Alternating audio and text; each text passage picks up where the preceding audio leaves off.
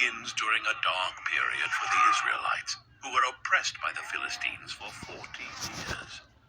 In the town of Zorah, there lived a man named Manoah from the tribe of Dan. Manoah's wife was barren and had no children. One day, the angel of the Lord appeared to her and said, "You are barren and childless, but you are going to become pregnant and give birth to a son. Now see to it that you drink no wine or other fermented drink, and that you do not eat anything unclean. You will become pregnant and have a son whose head is never to be touched by a razor, because the boy is to be a Nazirite, dedicated to God from the womb. He will take the lead in delivering Israel from the hands of the Philistines." Excited and amazed, the woman ran to tell her husband about the angel's message. Manoah prayed to the Lord, asking him to send the angel again to teach them how to bring up the boy. God heard Manoah's prayer, and the angel returned.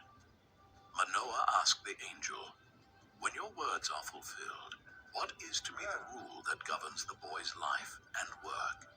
The angel reiterated the instructions. Manoah's wife must do all that he had commanded her. Soon after, Manoah's wife gave birth to a son, and they named him Samson. As Samson grew, the Lord blessed him, and the Spirit of the Lord began to stir him while he was in Mahaneh-dan, between Zorah and Eshtaol. As a young man, Samson went down to Timnah, where he saw a Philistine woman. He returned home and told his parents, "I have seen a Philistine woman in Timnah. Now get her for me as my wife." His parents were dismayed that he wanted to marry a Philistine, asking, "Isn't there an acceptable woman among your relatives or among all our people? Must you go to the uncircumcised Philistines to get a wife?" But Samson insisted, "Get her for me. She's the right one for me." His parents did not know that this was from the Lord, who was seeking an occasion to confront the Philistines. On his way to Timnah, Samson encountered a young lion. The forest was dense, and the path narrow when suddenly a roar pierced the air. A young lion, fierce and wild, charged at Samson. The Spirit of the Lord came powerfully upon him, and with a surge of divine strength, Samson tore the lion apart with his bare hands, as one might tear a young goat. The carcass of the lion lay in pieces, a testament to Samson's incredible strength.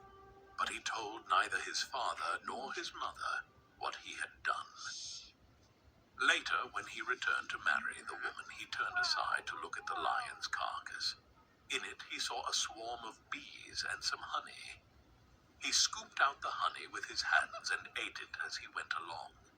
When he rejoined his parents, he gave them some, and they too ate it. But he did not tell them that he had taken the honey from the lion's carcass.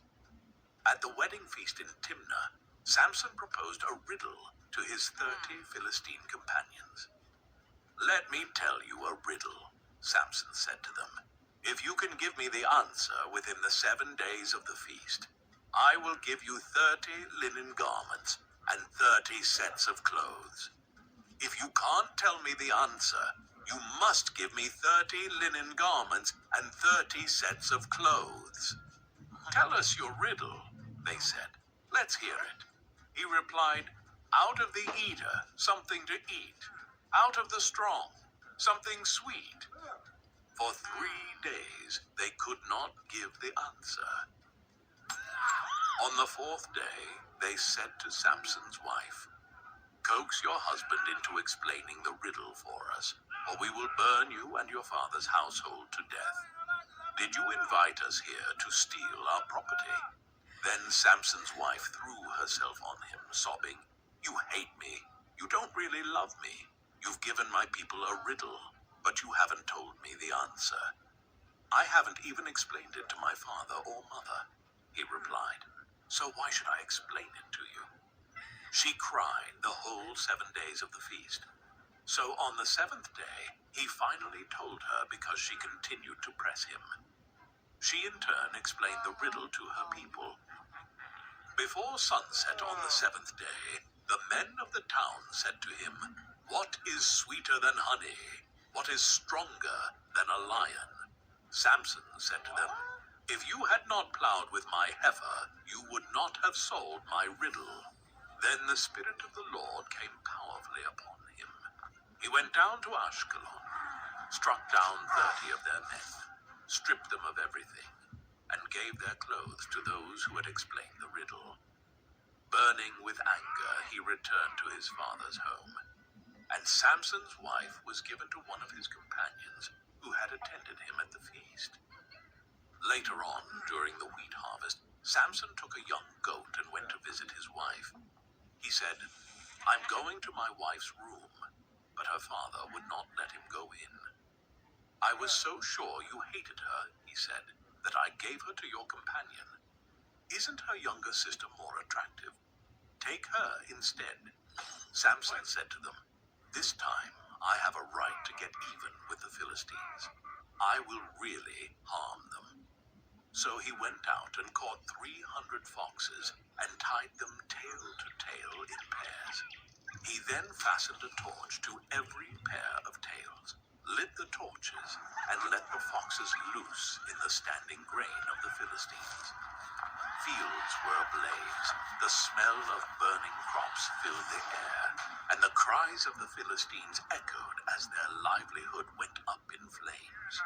He burned up the shocks and standing grain together with the vineyards and olive groves. When the Philistines asked, "Who did this?" they were told, "Samson, the Timnite son-in-law, because his wife was given to his companion." So the Philistines went up and burned her and her father's house down. Samson said to them, "Since you've acted like this, I swear that I won't stop until I get my revenge on you." He attacked them viciously and slaughtered many of them. Then he went down and stayed in a cave in the rock of Edom. The Philistines went up and camped in Judah, spreading out near Lehi. The people of Judah asked, "Why have you come to fight us?" "We have come to take Samson prisoner," they answered, "to do to him as he did to us." Then 3,000 men from Judah went down to the cave in the rock of Edom and said to Samson, "Don't you realize that the Philistines are rulers over us? What have you done to us?" He answered, "I merely did to them what they did to me."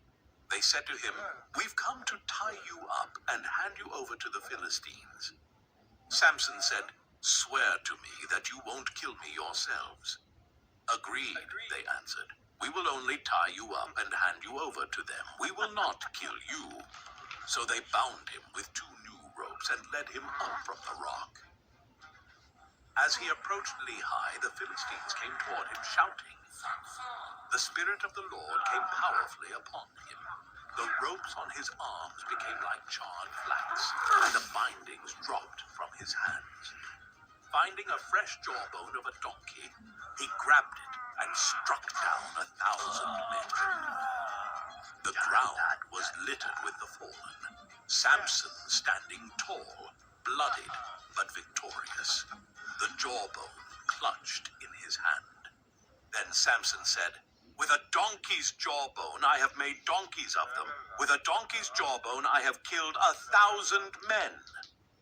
When he finished speaking, he threw away the jawbone, and the place was called Ramath Lehi. Because he was very thirsty, he cried out to the Lord, "You have given your servant this great victory.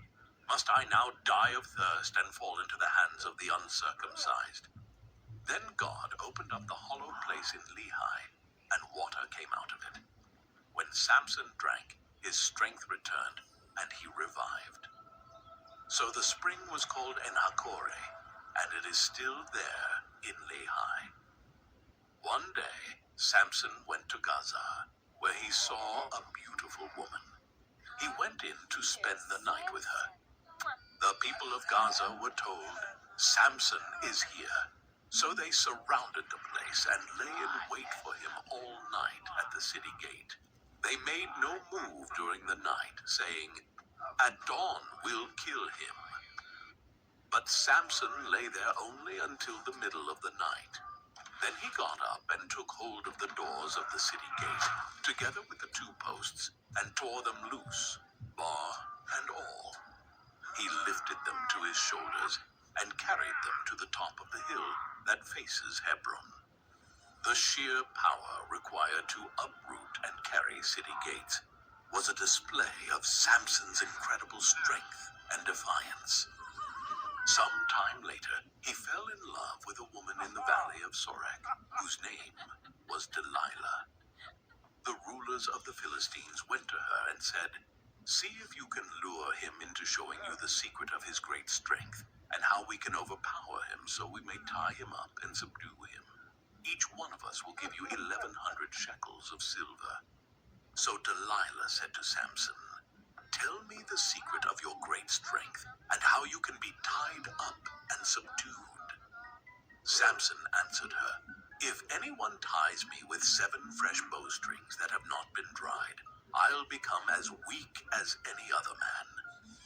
Then the rulers of the Philistines brought her 7 fresh bowstrings that had not been dried, and she tied him with them. With men hidden in the room, she called to him, "Samson, the Philistines are upon you." But he snapped the bowstrings as easily as a piece of string snaps when it comes close to a flame. Then Delilah said to Samson, "You have made a fool of me. You lied to me. Come now, tell me how you can be tied." He replied, "If you weave the 7 braids of my head into the fabric on the loom and tighten it with the pin, I'll become as weak as any other man."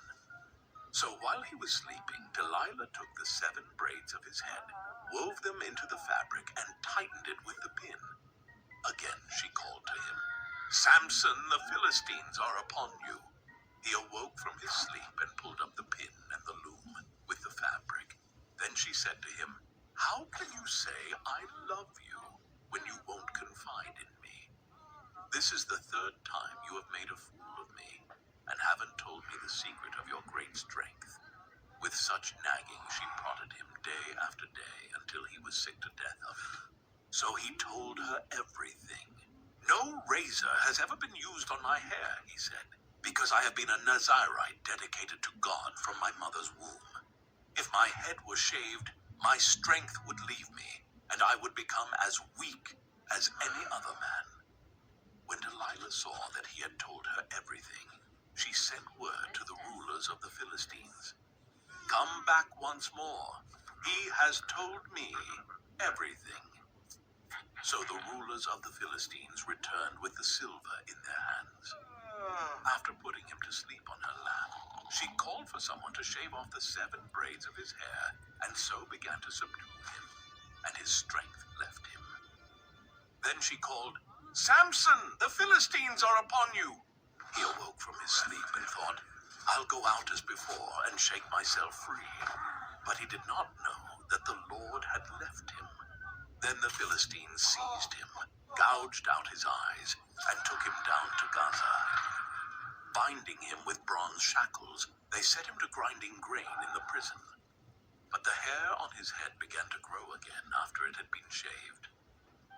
Now the rulers of the Philistines assembled to offer a great sacrifice to Dagon, their god, and to celebrate, saying, "Our God has delivered Samson, our enemy, into our hands." When the people saw him, they praised their God, saying, "Our God has delivered our enemy into our hands, the one who laid waste our land and multiplied our slain." While they were in high spirits, they shouted, "Bring out Samson to entertain us," and he performed for them. When they stood him among the pillars, Samson said to the servant who held his hand, "Put me where I can feel the pillars that support the temple, so that I may lean against them." Now the temple was crowded with men and women. All the rulers of the Philistines were there, and on the roof were about 3,000 men and women watching Samson perform. Then Samson prayed to the Lord, "Sovereign Lord, remember me. Please God, strengthen me just once more, and let me with one blow get revenge on the Philistines for my 2 eyes." Then Samson reached toward the 2 central pillars on which the temple stood, bracing himself against them, his right hand on the one and his left hand on the other. Samson said, "Let me die with the Philistines." Then he pushed with all his might, and down came the temple on the rulers and all the people in it. The ground shook, the walls crumbled, and the cries of the Philistines filled the air as the temple collapsed. Thus he killed many more when he died than while he lived. Then his brothers and his father's whole family went down to get him. They brought him back and buried him between Zorah and Eshtaol in the tomb of Manoah his father. He had led Israel 20 years. The life of Samson is a powerful reminder of how God can use even flawed individuals to accomplish his purposes. Samson's extraordinary strength was matched only by his human weaknesses. Yet, in the end, he fulfilled his divine mission. Through his life, we learn about the importance of faith, the dangers of temptation, and the ultimate sovereignty of God's will. Do you want your children and other families around the world to learn the Bible through animated movies? Then